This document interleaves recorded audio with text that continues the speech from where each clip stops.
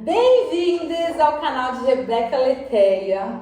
E nada mais, nada menos que hoje a gente vai falar com esse artista, Paulo Chavonga, nada mais, nada menos, o autor de todos esses quadros, esposo dessa mulher incrível, que é o braço direito dele. Então é isso, a gente vai bater um papo aqui sobre arte, sobre cultura africana, né? Um pouquinho de Angola, só um pouquinho. Sim, claro. Depois quem quiser que vá para Angola. Sim, depois vocês descobram o resto. Exato. Mas aqui vocês vão ter a oportunidade, através das minhas telas, não sei se vão passar aí algumas, né? Vocês estão vendo algumas atrás de nós, vocês vão poder viajar para Angola sem passaporte, né? Só através dessas telas aqui. E através dessa conversa também, claro. Então, por favor, se apresentem, né? Porque antes de vocês se apresentarem, né? Se inscreva no canal, dá um like, curte e ativa o sininho, né? Também tem que falar isso. Claro. Para não perder nada, né? Então, por favor, se apresente. Gabi, primeiramente se apresente e depois Paulo. Bom, eu sou a Gabi, sou brasileira, sou esposa do Paulo Chavonga e a gente trabalha junto, né? Porque eu sou produtora cultural também. E é isso. Eu sou o Paulo Chavonga, sou artista plástico, sou angolano, moro aqui em São Paulo há 4 anos e hoje tive o prazer e a honra de receber a visita da Rebeca aqui no meu ateliê. E para mim é uma honra estar aqui, né, na parte do processo criativo, que é a parte que ninguém conta, né? Às vezes a gente vê o quadro e não sabe aqui, né, os bastidores. Bom, a nossa história, a gente estava até conversando antes desse vídeo, que como eu conheci, né, a arte de Paulo, porque eu estava percorrendo a cidade de São Paulo e eu vi uma arte que me impactou, assim, quando eu olhei na galeria, eu falei, gente, olha isso que essa pessoa fez, pintou, né, com muitas cores, eu, a rainha das cores, e retratando, né, seu povo, eu acho, mas ele vai contar um pouco sobre isso. Falava, gente, impossível. E eu lembro de ter escrito uma mensagem, tipo, parabenizando aquele trabalho, né? Que é importante a gente valorizar, às vezes a gente, viu uma exposição, que legal, tal, mas a gente não elogia quem fez toda aquela arte. Eu mandei, assim, tipo, nossa, e segui. E comecei a seguir, e via, não sei o que, ficava impactada, apaixonada. E hoje eu conheci aqui. Pessoal, acho que é a primeira vez que a gente se conheceu. Verdade. Nem parece, né? Porque a gente é tão, né, conectado. Verdade. E foi. Então, bom, continue então sua apresentação, né? Um pouco do seu trabalho, um pouco da sua obra, um pouco do que você tem de... contar tudo, né? Eu vou contar. Então, eu queria que vocês, a Rebeca principalmente, através do feedback dela sobre a minha exposição, eu pude perceber que ela conhece um pouco, né? Era um olhar de alguém que tem memórias sobre o que eu pintei. Então eu entrei no Instagram dela e eu vi as viagens, os vlogs. Fiquei super encantado, principalmente por ela ter visitado alguns países do continente africano. Vi os vlogs dela da África do Sul, os vlogs de Malawi e também de Moçambique. E eram visitas muito íntimas, assim, sabe? Eram visitas que mostrava exatamente aquilo que eu mostro, que eu trato nas minhas obras e que não sou muito percebido, principalmente por conta dessa imagem nociva que existe sobre o continente africano aqui no Brasil, né? Então eu vi esses vlogs e ela focava sempre nas pessoas, assim como eu foco também na minha arte, então procuro trazer. E também quando eu cheguei aqui percebi, além dessa imagem nociva que se tem sobre o continente africano, uma carência também, por outro lado, né, de narrativas e de histórias sobre a África, histórias reais mesmo, né? Principalmente por conta das pessoas pretas, do movimento negro aqui no Brasil. E eu vi essa necessidade de pintar, de trazer mais essas cores, e de falar mais dessas pessoas, tanto de pessoas africanas no continente africano e de pessoas africanas aqui, né? No continente africano, especialmente em Angola, que você consegue ver uma certa semelhança no cotidiano, né? Em vários países. Excelente. Eu gosto muito, né, de... Quando eu conheço os angolanos aqui no Brasil, para mim vem a ideia de todos que eu conheço sempre estão relacionados ao estudo, Isso. relacionado, né, a um trabalho fascinante, assim, realmente voltado para a educação. Exato. Né? Tipo, né, que você vê vários grupos realmente de vários países, mas para mim Angola falou, a galera veio para estudo, a galera tá ligada à educação. Sim. E aí você traz esse contexto artístico, né? Artístico, também educativo, né? E educativo. E que consegue dialogar com a gente com a mesma linguagem, né? Exatamente. Que acho que isso que é o que dá muito match com a gente, né? Sim, sim. Poder trazer através da pintura, mas através também do diálogo, né? Que a Exato. gente poder se comunicar. Exatamente. Massa. Quando que você começou a pintar? Quando começou isso? Cara, eu lembro que eu primeiro desenhava. Eu tinha uns 7 anos, era muito novo, sabe? Só consigo ter noção, assim, do quão novo eu era, porque às vezes eu conto as histórias e depois eu me falo, nossa, mas isso foi em tal anos, agora estou com 24 anos, então quer dizer que era muito novo mesmo. E fazendo o cálculo de quando eu vivia, tipo, no bairro onde eu nasci, e eu sempre desenhava, sabe? Eu pegava aqueles, sabe, nos chicletes, vocês chamam de chiclete, a gente chama de pastilha. Seria interessante também um dia a gente falar dessas diferenças. No chiclete tem os autocolantes, a gente chama de autocolante agora. Adesivo. Tem os adesivos que a gente tirava e podia colar no corpo, ficava tipo uma tatuagem, sabe? Isso. Quem nunca? Aqui também tinha. Então, aí o que eu fazia? Eu colocava na folha de desenho e ia ampliando a imagem, ia copiando. Mas antes, eu já via o meu pai me levava no escritório dele, ele era engenheiro agrônomo. Quando eu ia para o escritório dele, ficava lá trabalhando e tal, mas tinha umas horas assim que parecia que ele não tinha nada para fazer e tal, só ficava lá à espera do horário, estava esperando alguma coisa. Ele desenhava, mas desenhava no computador. E eu via assim, eu disse, caramba, o que o pai está fazendo? Ele ficava desenhando, mas sempre solitário, né? Ele desenhava e jogava fora. Só para passar o tempo, desenhava e jogava fora, desenhava e jogava fora. E depois, uma vez, ele fez tipo, se desenhou de costas. Olha só, da outra vez ele estava falando com meu pai. Sim, que todas as fotos dele sempre tá de costas, não Ele tem tá de muitas costas. fotos dele. E ele gostava de se desenhar de costas, assim. Tipo, ele pegava na câmera dele, se tirava uma foto de costas e era sempre, tipo, ele tá com a mesa assim no desk dele, no computador, aí ele tirava a foto de costas e depois ia desenhando. E mostrando aquele cenário todo, mas ele de costas, ele desenhando sempre. Aí eu fui copiando. Ele ficou muito bravo. Depois, quando ele encontrou assim o desenho, porque ele sempre desenhava, porque eu roubei esse desenho. Ele ficou muito bravo.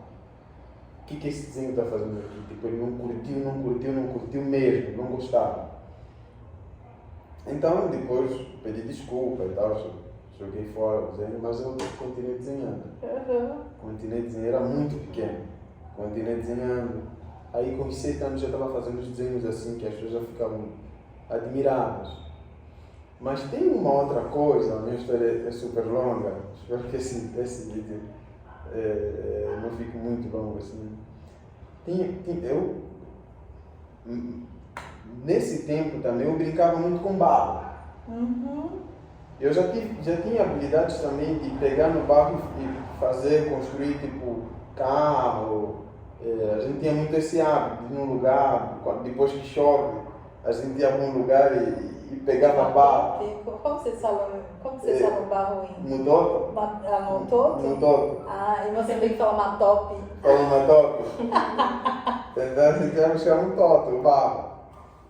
Então você em Moçambique encontrou pessoas que também brincavam com barro, né? Aham, e tem vídeo também. Tem vídeo? É, Caramba. o menino fazia, e você falando, eu tenho a imagem desse menininho que ele fazia assim, mão, Sim. ele fazia tipo parte Primeiras do corpo, esculturas, assim, eu né? falava, esse menino é um artista. É, então, mas só que por ser muito comum Uhum. e ser um tipo de brincadeira que toda a gente tipo, queria brincar, mas nem todos, só que não me atentava que nem todos faziam. Eram poucas pessoas que faziam e eu era uma dessas pessoas que fazia. E uns pagavam, mas para os amigos eu fazia de graça, assim, para conseguirmos brincar todos juntos. Assim, fazia todos os meus brinquedos eram todos feitos de barro. E eu próprio fazia os meus brinquedos. Até que depois eu fazia também de lata. Então cortava tipo essas latas, tipo lata de chouriço. Então cortava as latas e construía carros. De lata, caminhões de lata, uma coisa assim muito bonita. Já tinha esse lado, eu sempre tive habilidades, eu sempre conseguia fazer um dinheiro com isso. Sempre fiz um dinheiro com isso. Daí comecei a desenhar. E aí alguns amigos ficavam com esses desenhos, achavam incrível. E tinha um amigo que ele já fazia desenho, tinha mais materiais que eu. Ele era mais velho e tal, 22 anos. Como essa questão da idade no continente africano é muito presente. Assim. Aí ele falou, na verdade a gente era da mesma faixa etária, brincávamos juntos. Eu perguntei para ele, e ele também estudava num colégio particular e tal, então ele tinha uns conhecimentos assim mais abrangentes. Eu falei, você quer ser o quê quando você crescer? Eu só fiz essa pergunta, como ele gostava de desenhar, só para saber o que eu sou. Entendeu? Como que chamava? Então, o que eu sou? o que eu sou? O que eu faço? Será que dá para ser o que eu... Dá para ser isso aí? Porque eu adoro fazer isso. Ele disse, eu quero ser artista plástico. Eu disse, o que é um artista plástico? Artista plástico tem um escultor. Como é que seria um escultor? Disse, ele esculpe, tem um pintor. Ele anotando tudo, né? Eu disse, cara, é isso que eu Ele falou, quero eu ser. já sou isso, então. Gente, Eu disse, é danado esse Paulo, né? Eu disse, é isso que eu quero ser artista plástico. Aí eu fui continuando, até que os meus pais se separaram. Eu desenhava assim tranquilamente, os meus pais se separaram. Depois comecei a apressar um pouquinho as coisas, que a vida começou a se tornar muito difícil para nós. Eu e a minha mãe fomos viver numa casa muito pequena com os meus irmãos. Eu tenho 8 irmãos, tenho duas que já tinham suas casas, viviam com maridos. E, no caso, tinha um irmão preso, então tinham ficado uns 5 com a gente, mais tinha tipo quase umas 10 pessoas na minha casa, né? De filhos, fora a minha mãe. Então, era uma casa muito pequena, tinha 2 quartos super apertados. A vida começou a ficar muito difícil, e a minha mãe tinha que, às vezes, ela é professora, aposentada, mas o salário às vezes ficava 2 meses sem receber salário e às vezes tinha que fazer trabalho doméstico. Então aquilo comecei a ver necessidade de também fazer alguma coisa para ajudar. Então lembrei que algumas pessoas se interessavam, né? E o legal da arte é você ver o interesse das pessoas. Isso é uma coisa que deixa o nosso coração muito quente, assim. Você faz um trabalho e as pessoas, nossa, eu quero. Isso é muito legal. Então eu fui sempre... Comecei a desenhar. Era uma casa que tipo, o quintal era assim, aquele muro bem baixo. Então eu desenhava, todo mundo via. Eu não gostava que as pessoas vissem o que eu estivesse fazendo. Mas como eu já propositadamente, eu queria mesmo que as pessoas vissem para ver se vendesse, era desconfortável, mas eu queria que as pessoas, quem falasse, nossa, que lindo, eu ia falar, você quer? Aí eu fui desenhando e tal. Na escola ainda não tinha começado. Aí as pessoas se interessaram, depois me levaram, os vizinhos me levaram para a TV. Nossa, esse rapaz é muito talentoso e tal. Aí mostrei meus trabalhos, fizemos uma entrevista e me levaram para um núcleo de jovens pintores, entendeu? Onde eu fui aprendendo com outros jovens mais experientes, que tinham artistas plásticos, tipo um ateliê coletivo. Aí eu fui fazendo aulinhas de desenho, depois desisti, porque também não tinha condições para continuar. Aí fui vendendo alguns desenhos na escola, eu fazia tipo, voltando para os adesivos, eu desenhava, depois de pintar o desenho, aí eu cortava, tipo, sou o personagem, depois colava numa outra folha, cortava de novo o personagem, colava, aí ficava um negócio durinho assim, grande. Aí os meus colegas usavam aquilo para colar nas mochilas ou nos cadernos. Entendeu? Era tipo um adesivo meu, mas bem grosso assim, para ficar bem resistente. Aí eu comecei a vender isso. Vendia, aí tinha um colega meu na escola que ele era muito bom, mas que ele era melhor assim, esses desenhos, de desenho animado e tal, ele era muito bom. Então sempre quis ser o melhor, porque eu estava me sentindo ameaçado. Pô, esse cara aí vive bem, só desenha assim e tal, e os meus clientes estão perdendo clientes para ele, enquanto que eu preciso desse dinheiro para ajudar em casa. Então fui me esforçando, fiz muita pesquisa. Já rodei desenho de tipo irmãos de colega para tentar exercitar e consegui ser mais craque, até que tinha um concurso na escola de desenho. E eu ganhei esse concurso. Eu era o melhor desenhador da minha escola. Toma essa. Então, daí... Desculpa. Tá vendo a resistência? Daí as pessoas começaram a me conhecer como artista e tal. Acho que toda a minha vida, todas as pessoas que me conheceram, acho que desde os 7 anos, amigos de infância, todo mundo sabe que eu tenho pessoas que me mandam mensagem no Facebook e falam: mano, não acredito que você hoje está vivendo disso. Porque sempre me viam, nunca me viram com outra coisa. Nunca trabalhei com outra coisa. Aí fui ajudando a família e tal. Depois fiz a minha primeira exposição individual. A minha mãe estava construindo uma casa, comprou um terreno num lugar longe, nos terrenos que tipo, só a gente estava construindo naquele lugar, perto de uma montanha. Aí só tinha um quarto para todos nós morarmos. Eu fui ver com as minhas irmãs por causa da escola, porque quando a minha mãe foi construir, era tipo uma outra cidade, muito longe, assim, bem afastada. Aí eu morei com as minhas irmãs, para poder estudar, depois tive que morar com a minha mãe, então eu era muito frustrado. Eu via na arte, eu vi, não, daqui eu já sei que eu queria muito mudar a minha realidade, mas sendo para ser engenheiro, para ser um médico, cara, isso vai ser um rolê muito grande. Até lá, porque eu via que as pessoas que saíam do meu bairro, pessoas como eu, que se tornavam engenheiros, médicos, eram pessoas que, tipo, ou levavam muito tempo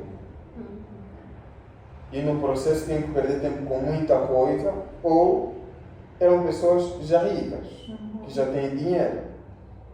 E as pessoas conseguiam mudar a realidade deles um pouquinho mais cedo, e através da arte, principalmente música. E como já tinha artistas parecidos comigo, artistas plásticos viajando o mundo inteiro, vendendo obras, vendendo muito bem, eu disse, cara, então vou apostar nisso 100%. Aí eu me inscrevi para o ensino médio, entrei no ensino médio. Eu achei que no ensino médio eu queria fazer arquitetura, perguntei que lugar em que desenho? Falaram, o arquiteto desenha, tem aula de desenho, então vou fazer arquitetura. Aí eu me inscrevi para arquitetura, mas como eu tinha chumbado um ano, né, então já era um ano mais velho assim para ingressar no ensino médio e tal, já não podia mais competir, os mais novos tinham prioridade de um ano.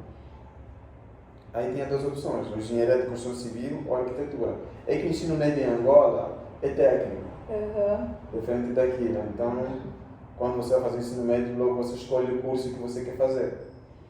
Então eu fui para o industrial, aí eu me inscrevi nesses dois cursos, eu passei para engenharia de construção civil. Eu falei, mas aí tem aula de desenho? Fala, não tem? Eu disse, então beleza. Cara, me arrependi. Mas não era esse desenho que você queria. Que desenho, né? Arrependeu amargamente, né? Me arrependi amargamente mesmo. Eu odiava aquela escola. Eu disse, meu Deus, que mundo é esse? Muito cálculo, é régua, é AutoCAD, quando se fala de informática, é curso de AutoCAD, geometria descritiva, meu Deus, é muita conta física, porque na medida que você vai passando, por exemplo, primeiro ano você tem todas as disciplinas, matemática, língua portuguesa, aí no segundo ano já, disciplinas que não tem nada a ver com o seu curso, é tipo uma faculdade, você já elimina. Então, tipo, basicamente, eu sou de humanos, sabe? E as disciplinas que eu me consolava era tipo língua portuguesa, sabe? História. Totalmente exata. Exatamente, aí depois foi ficando tipo curso de exatas. Sim. Consegui terminar, não suportei, mas consegui terminar. Terminou ainda? Terminei, consegui terminar. Aí a minha mãe, eu fiz a exposição individual, mas eu precisava de materiais para fazer a exposição individual, né? Eu queria fui consultar os meus mestres, os artistas mais experientes, como faz para fazer uma exposição individual? Eu escrevia na época, também eu gostava muito de poesia, eu sou de humano, eu gostava muito de poesia, escrevia, então as minhas pinturas geralmente eram, o meu processo criativo começava com a escrita, então eu escrevia um poema e depois eu pintava. Aí eu perguntei, como eu faço uma exposição? Aí os meus mestres falaram, você escolhe o número de obras, procura um espaço e você faz a exposição. Eu disse, mas e aí, para vender, quais são os preços de obra? Você dá o preço que quiser, se sério mesmo? Disse sim, aí eu fui falar com a minha mãe. Eu falei com os meus mestres, falaram que eu dou o preço que quiser. Aí se a senhora investir nessa exposição, eu vou terminar a sua casa, vamos construir uma casa bem grande aqui nesse seu terreno, ainda sobrou um monte de dinheiro e tal, ela disse, tenho condições de bancar umas 12 telas, banca essas 12 telas para pintar. Comprou materiais, meus irmãos ficaram muito chateados comigo, porque a renda a gente dependia 100% da minha mãe, e ela teve que tirar boa parte da renda dela para comprar meus materiais. Aí eu fui com ela, para botar o preço das obras, eu colocava indo por real. R$1.000, se eu vender R$1.000 cada obra, aí fazemos o cálculo, 2 horas vai dar R$12.000, não chega para construir a casa, vamos aumentar. Aí fui subindo, botando o preço que eu já dando por garantido as vendas. Aí botei os preços, mandei convites para gerentes de banco e tal, mandei vários, eu era muito entusiasta, tanto é que tem um amigo que me chamava de entusiasta do futuro, sabe? Muito entusiasta. Eu já estava pensando que depois dessa exposição ia ficar rico. Aí chamei as pessoas e tal, no dia da exposição o cara não veio quase ninguém. Não vendi nenhuma obra. Eu estava segurando o choro. Minha família chegou lá, dançaram, cantaram na exposição, foi uma exposição super animada, mas eu estava muito chateado. Daí veio lá o secretário da Cultura, apareceu, da província lá, e depois precisavam de um jovem, mas era o único jovem que tinha feito uma exposição na época, assim, da minha idade. Aí falaram, precisam de alguém que seja artista plástico, que tenha no mínimo umas 12 horas, para poder representar Angola, para poder representar a nossa cidade em Luanda. E de lá iam selecionar jovens para poder ir representar Angola em Moçambique. Aí eu fui, aí em Luanda já está ótimo. Está ótimo. Aí eu fui, aí eles precisavam de jovens para poder representar o país e tal, não só artisticamente, mas politicamente também. Eu levei minhas obras. Aí no dia da apresentação, que é o jurado, o ministro da Juventude e Desportos, porque era o ministério que estava organizando. O ministro da Juventude e Desportos, o ministro da Educação, todos chegaram. Só que era o único, acho que era o único, que eu nem sabia o que era ministro, quem era ministro. E os outros que fizeram faculdade de artes em Miami, não sei o que, falaram, não, você não vai passar. Você não vai passar. Só que eles todos conheciam. Ministros e tal, sabiam como se comportar, então estávamos todos aí, e de repente a gente estava assim em cima, na galeria onde estava acontecendo a exposição, e cada um ficava num stand com as suas obras, representando a sua cidade. E aí de repente vi uma movimentação, segurança subindo, fotógrafo, disse, o que é isso? Eu estava entendendo. Aí todo mundo já estava nervoso e tal, todos no stand dele. Aí o ministro foi passando de stand, uma comitiva assim, grande do ministro e tal, com a imprensa, passando de stand. Aí todo mundo assim, tipo, ia travando para falar. O povo ia travando, porque sabiam que ele era o ministro e tal. Eu não sabia nem quem era aquele cara. Para mim, aquele cara era qualquer um. Aí chegou no stand, e aí, tranquilo. Aí ele tranquilo, tipo, o pessoal, quem é esse rapaz? Aí eu fui explicando as minhas obras, dando exemplo com eles, por exemplo, na minha cultura e tal, falando da minha cultura do sul, que a gente faz isso é um negócio que a gente geralmente leva leite, não sei o que e tal. Aí ele gostou pra caramba. Depois quando ele foi, os meus colegas falaram, mano, o que foi que você fez, velho? Você falando com o ministro daquele jeito, sabe quem são aquelas pessoas que você falou com eles? Não, quem são? Mano, aquele é o ministro da educação, ministro da juventude e desporto, você falando com ele daquele jeito, como se fossem seus amigos. Mano, eu não sabia, velho. Aí foram chamando os artistas que foram selecionados para ir para Moçambique. Eu disse, mano, não vou passar, né? Aí os artistas fodas, assim, vem um, nossa, gostei muito do seu trabalho e tal, mas infelizmente não vai dar. Eu já fui todo convencido que eu não vou passar. Aí falam, cara, a gente queria exatamente um artista que sabe se comunicar. Se eu soubesse, se esse medo que me colocaram depois que eles passaram por mim, se tivessem me colocado esse medo antes, eu também ia travar.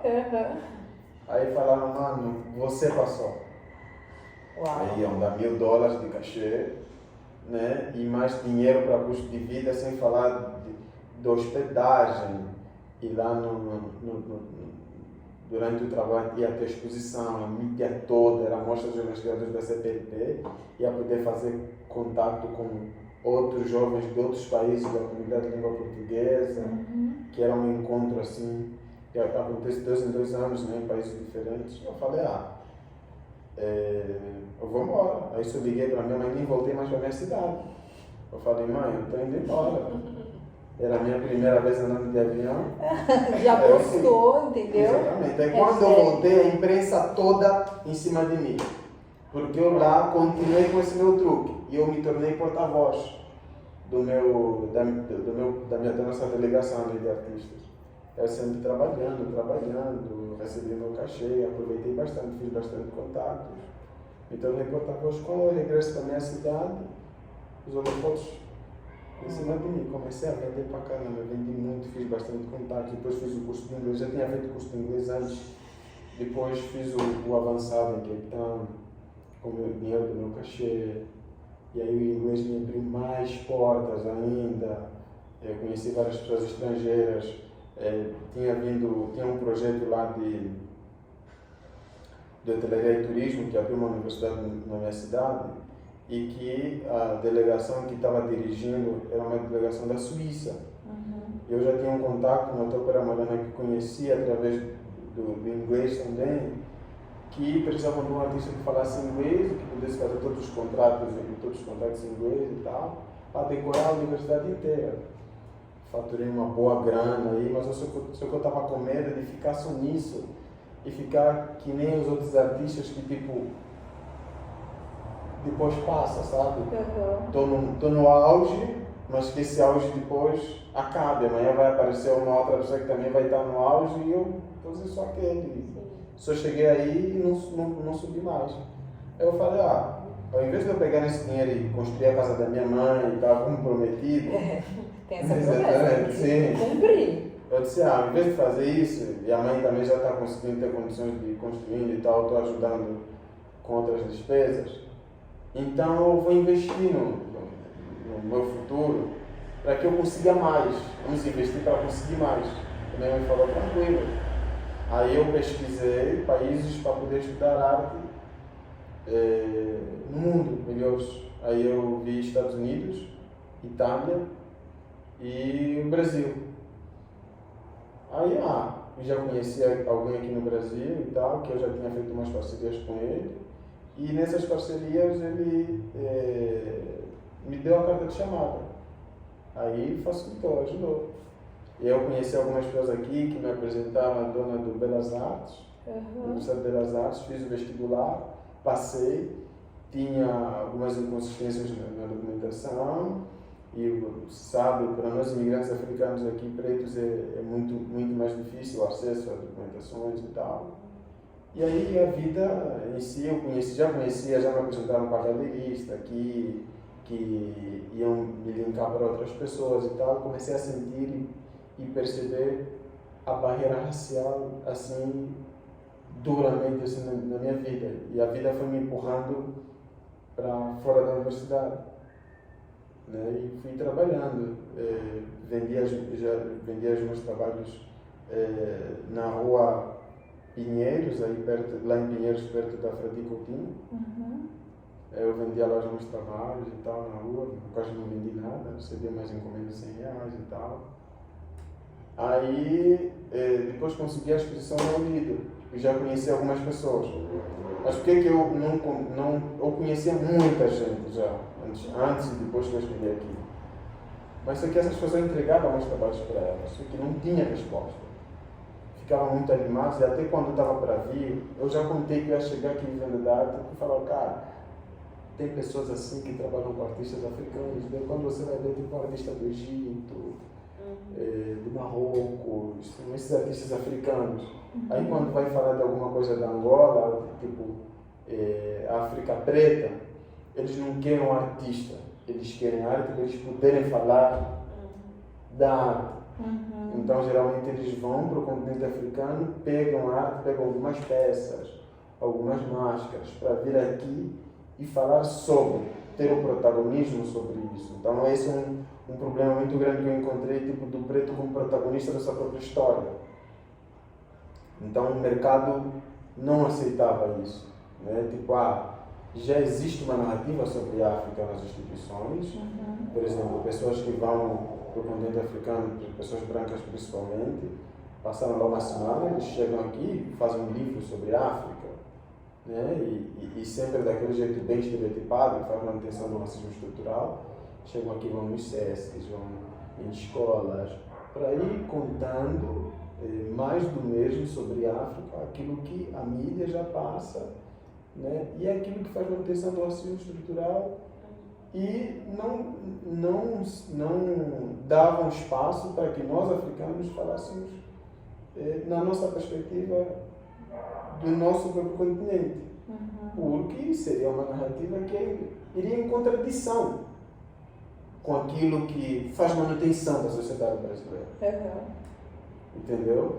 Então fui percebendo isso. Eu acho que entendendo, né, tendo essa consciência, me ajudou muito a saber como e por onde andar, né, para hoje conseguir viver confortavelmente da arte, ter meu ateliê e conseguir me destacar assim, como artista independente em São Paulo. Uau, que história, né, gente? Babado. E olha, a gente nem se conhecia, né, direito, que eu falei que os angolanos estão muito voltados para o estudo. Olha só, imagina se eu não falasse isso, hein? Não sabia dessa trajetória. Parabéns pelo seu percorrer. Você sempre fala muito da sua cidade, né? Minha cidade de Porém, Benguela. você é de Benguela? Eu sou de Benguela. Nascido em Benguela. Nascido em Benguela. Você tem que conhecer Benguela. Eu tenho que conhecer Angola. E se eu estiver em Benguela, e se der para você conhecer lá comigo, cara, eu vou ficar muito alegre. Eu também. A gente vai trazer bastante conteúdos aqui pro seu canal e Super. vai ser muito bom. A gente está planejando isso, né? Então, vamos deixar spoiler, nem vamos dar muito spoiler. Isso. Massa. Nome da mãe? Domingas Chitula Serrano. Nome do pai? Avelino Afonso Chavonga. Muito bem. E aí casaram, eu gosto de trazer o nome do pai e da mãe, né? Porque aí também traz um pouco desse território, né? De onde somos, de onde viemos. E quem somos, né? Como quem estamos se construindo. Exatamente. E recentemente casou no Eu Brasil, casei. porque o Brasil é isso, o Brasil é coração, Sim. é amor, o Você Brasil sabe. é bagunça. Eu sempre falei pra Gabi, que quando era pequeno, sabe quando fazia meus brinquedinhos de barro? E eu montava lá minha casa com a minha esposa, e meu carro e tal, porque eu criava um universo, sabe? É artista, né? É. Tem um mundo imaginário assim na cabeça. Sim. Aí a minha esposa, nas minhas brincadeiras, era uma brasileira. Eu queria ter uma esposa brasileira, sabe? Gente! Ele sempre fala isso, eu brincava, minha mulher era uma mulher brasileira. É uma brasileira. Olha só! Mas a gente não tinha muita noção, por exemplo, que tem pessoas pretas assim no Brasil. Uhum. Tantas, né? Pessoas pretas. Então meu pai falava que tem que ser preta. Sua mulher tem que ser negra. Tem que ser negra, tem que ser negra. O pai não gosta de mulher branca, tem que ser negra. Tem que ser negra, tem que ser negra. Vai falar, vai ser negra. Então já foi essa construção, eu falei, minha mulher vai ser brasileira. Uhum. E tinha esse imaginário preto no Brasil. Não, a gente não tinha muito. Preta brasileira que a gente tinha assim, imaginário. Thaís Araújo, é o que a mídia nos apresenta, né? É uma mulher muitíssimo clara, porque a Thaís Araújo ela foi para Angola, né, no tempo da Chica da Silva. E bombou, né? Ela bomba nos países lusófonos, né? Chica da Silva. Chica da Silva bombou. Então, ela é muito clara. Para nós é muito clara já. Então, mas é preta. É preta. Para nós é muito claro. Então, esse imaginário que a gente tem. Mulher preta, de cabelo cacheado, clara e tal, mas o que fez bombar a Thaís Araújo mesmo em Angola, por exemplo, é exatamente o fato dela ser preta.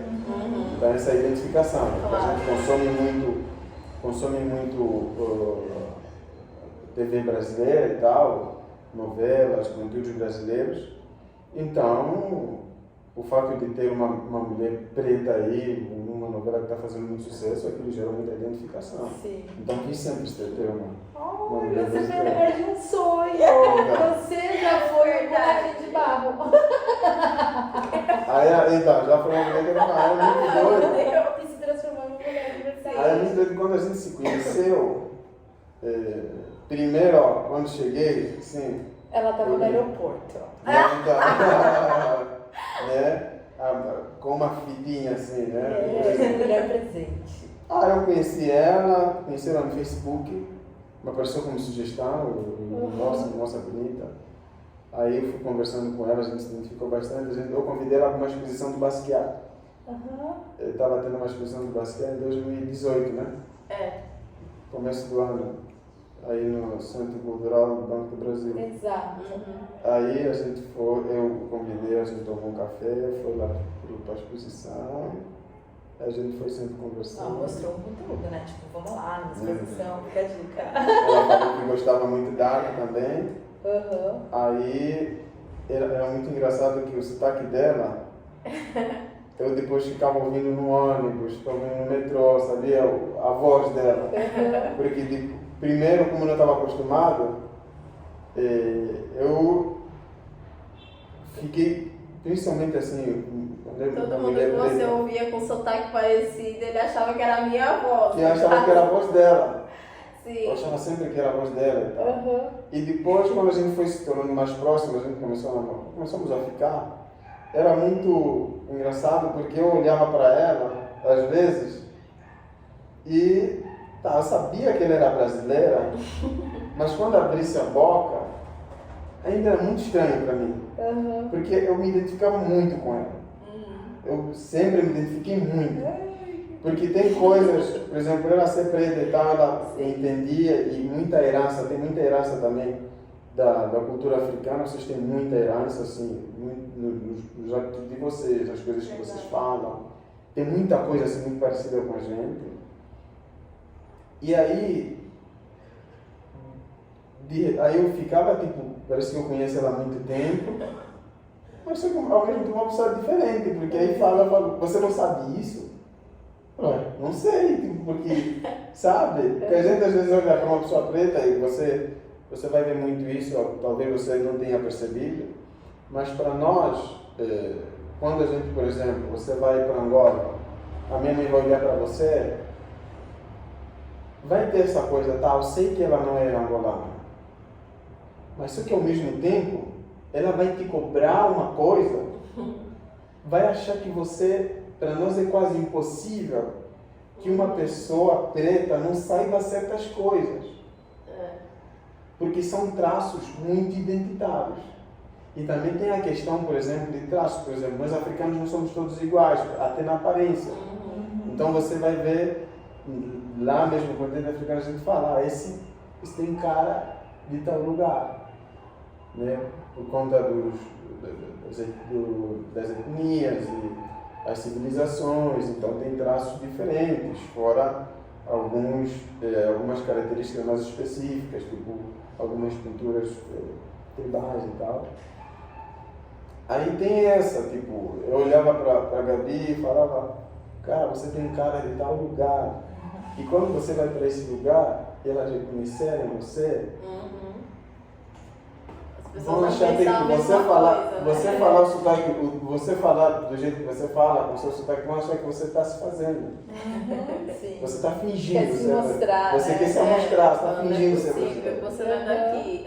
Entendeu? Então, por mais que a gente saiba que você é brasileira, a gente tem essa cobrança, assim, porque é muito semelhante. Causa um estranhamento por causa da identificação. Da identificação, né? porque não é uma identificação só física.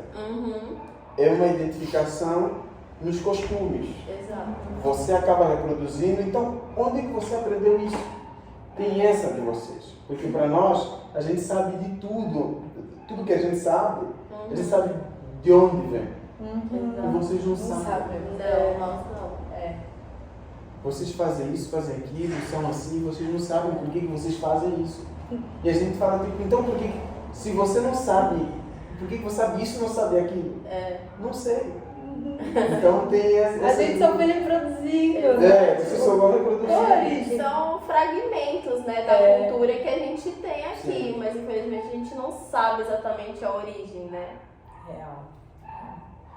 Muito, que legal. E aí, depois, desde 2018, os dois estão juntos e esse ano casaram. A gente casou ano passado em dezembro. Dia 4 de dezembro, mas foi tão lindo, gente. Eu fiz um pedido para ela, a gente foi tirar uma férias para Paraty. Eu queria muito conhecer o Rio de Janeiro, mas pronto, não foi o Rio de Janeiro por causa da televisão, mas foi Paraty. Sim. Para ti, para mim, para ela. Exatamente. Foi em Paraty, eu fiz uma surpresa numa prainha, né? Uma prainha grande. Aí eu fiz surpresa para ela, pedi ela em casamento em abril, no aniversário dela. Foi o dia do aniversário dela. Aí em dezembro do ano passado, dia 4, a gente se casou. Eu vi, foi tão lindo. Eu ficava lá comentando, super. É isso, né? A gente tá morando aqui, está morando juntos desde fevereiro do ano passado. Né? E aí a gente casou no fim do ano. Vai fazer um ano já que a gente tá morando junto. Sim. Que legal, que bonito. Obrigada por abrir seu ateliê, tá? Pela essa arte do encontro, de vocês me receberem. E do fundo do meu coração, desejar muito sucesso, tá? Sucesso com o Cifrão, né? Que primeiro também é importante, por toda essa trajetória que você tem traçado, mas que venha realmente com esse reconhecimento, tá? Que o Brasil possa continuar sendo um lugar, né, que te acolheu, mas que possa continuar te dando muito suporte, muito apoio e muito trampolim, porque você é gigante, sua arte é gigante. Eu sou uma fã, admiro muito, de verdade, desde sempre. Gosto do jeito que você brinca com as cores, eu gosto disso, né, dessas cores vibrantes. E desejo uma boa continuidade de muito amor para vocês, viu? Com muita sabedoria, muita cumplicidade, muito respeito e que seja muito longo, né? Porque sou mulher de barro. Você cuide dessa mulher de barro que ganhou vida e que é seu braço direito, viu? Contem comigo para o que vocês precisarem, né? Vocês sabem disso. Eu sempre aqui com vocês. E vamos que vamos, e que a gente possa realizar o nosso sonho de ir para Angola. Não só a gente, mas como todos vocês. E ó, já sabem, conheça esse artista que faz muitos leilões, né? Se reinventa. Tem uma arte assim, que se falar para mim assim, Chavonga. Eu lembro muito dessa exposição na Galeria Lido.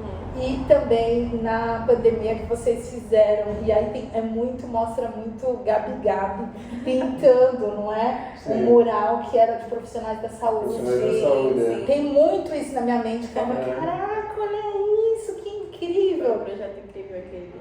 Né? Então vocês veem muito assim na minha cabeça essa arte, esse movimento que vocês fazem muito lindo aqui no meu estado, no meu país, e eu sou muito grata por isso. Obrigada, viu? Obrigado pelo carinho. Então é isso. Um beijo enorme Tchau, gente. e até a Beijo, próxima. pessoal. Até. Eu primeiro preciso tossir. Ui, que eu engasguei.